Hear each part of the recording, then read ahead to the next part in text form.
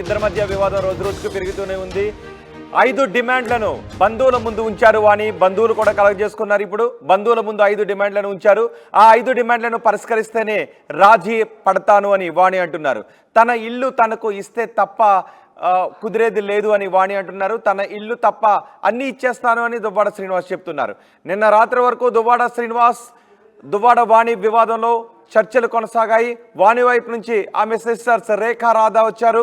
దువ్వాడ శ్రీని వైపు నుంచి దువ్వాడ సోదరుడు శ్రీధర్ చర్చలు జరిపారు. వాణి డిమాండ్లపై ఇవాళ చర్చించే అవకాశం కనిపిస్తోంది.